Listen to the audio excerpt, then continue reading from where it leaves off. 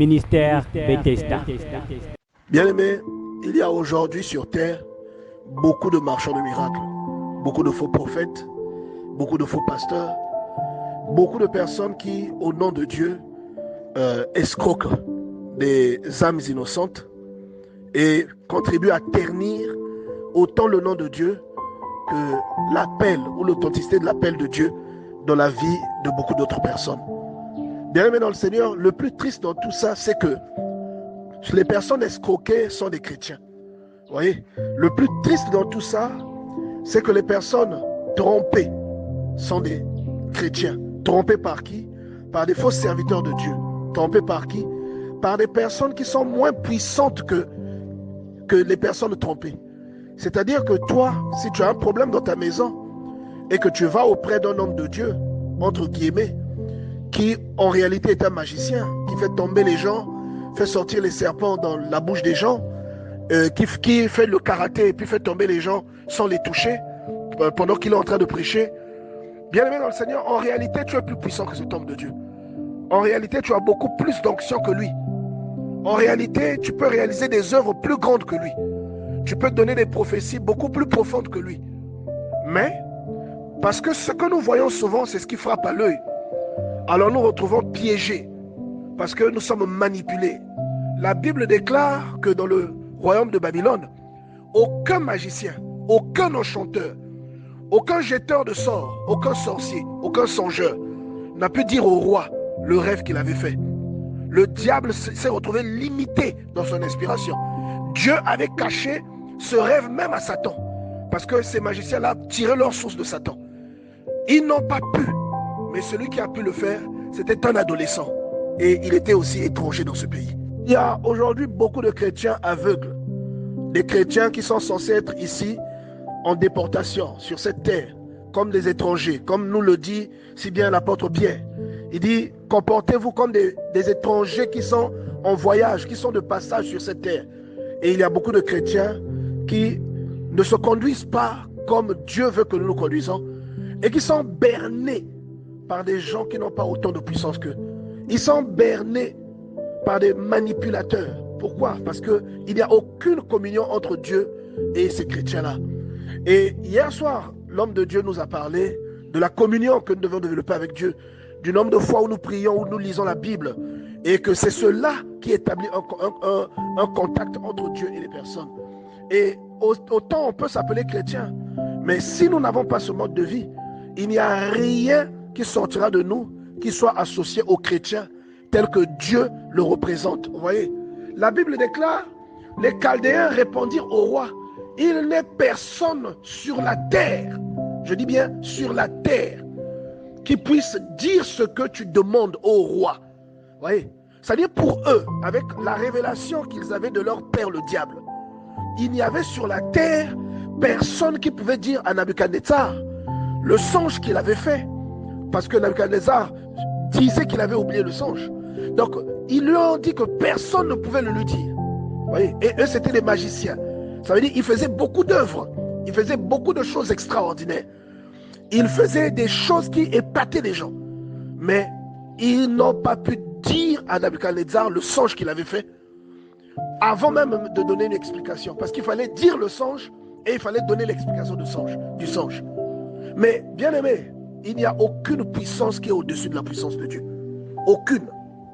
Disait que personne ne pouvait révéler cela sur cette terre. Bien aimé, la parole de Dieu contredit cela.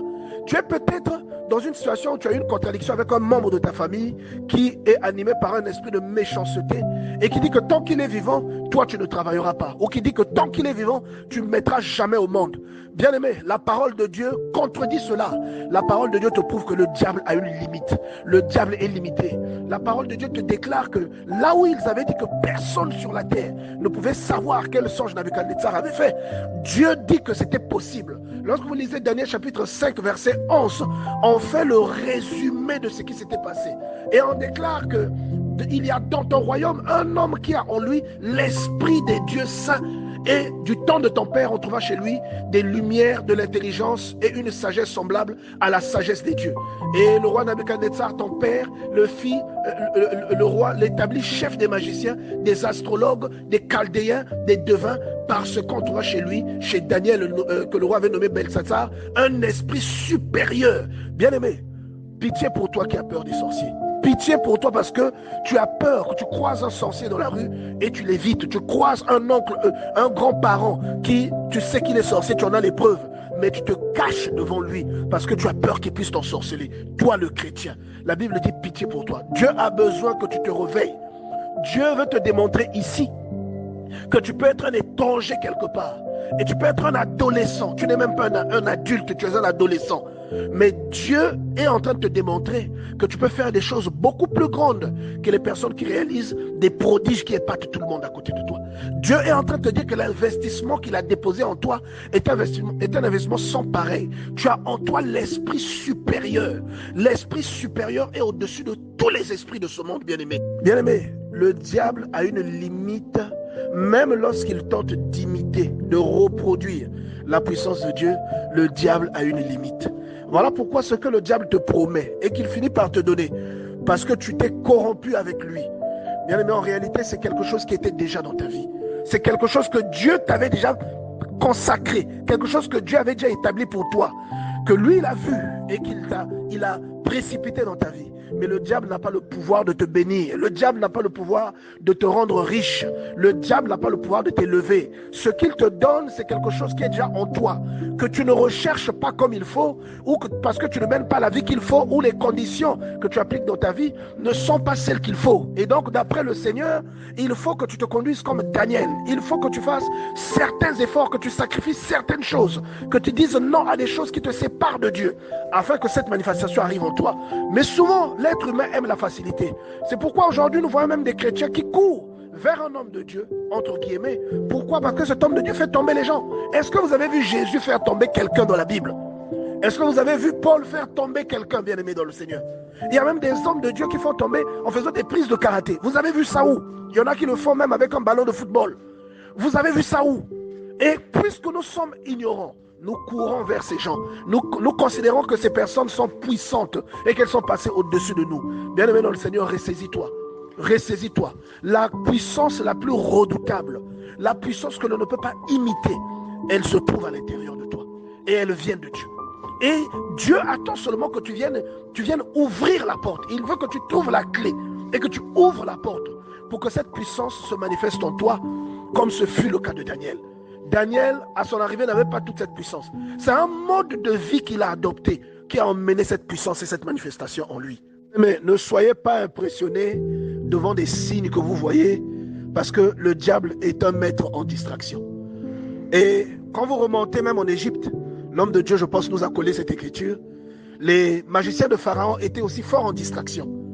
Et lorsque vous descendez à Babylone, les magiciens de Nabuchodonosor étaient forts en distraction. Ils faisaient beaucoup de signes, mais ils n'avaient aucune réelle puissance. Ne soyez pas impressionnés en tant qu'enfant de Dieu devant un sorcier, devant un magicien, devant quelqu'un qui a des gris-gris. Ne soyez pas impressionnés. Vous avez en vous l'esprit supérieur. C'est un esprit qui est au-dessus de tous les esprits. La personne qui a reconnu ça était une personne qui pratiquait le satanisme. Il a reconnu en Daniel l'esprit supérieur.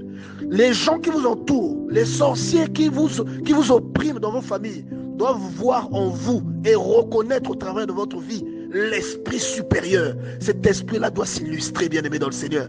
Et vous connaissez aujourd'hui la méthode. Il suffit d'appliquer la méthode de Daniel. Il suffit que vous puissiez vous exclure d'un certain système de vie que le monde nous impose. Un système de vie qui te conduit directement à la débauche. Un système de vie qui te coupe de Dieu.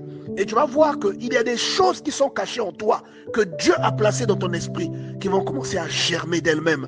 Et ces choses-là vont épater les gens. Là où il y avait des liens, les liens tomberont. Là où les personnes étaient dans la captivité, ta présence délivrera ces gens. Parce que tu es un Daniel moderne. Et Daniel était un jeune comme toi. Daniel était un jeune comme moi, bien-aimé dans le Seigneur. Lève-toi, change ton mode de vie. Prie, jeûne. comme ce que Daniel faisait. Pratique l'humilité et la sanctification. Et tu verras que ces choses-là vont se manifester. Et tu vas prouver à tous ceux qui ont un pouvoir de pacotille, qui vient du diable, que tu es au-dessus d'eux. Bien-aimé, ne sois jamais impressionné par le pouvoir de l'ennemi. Ministère Bethesda. Ministère Bethesda.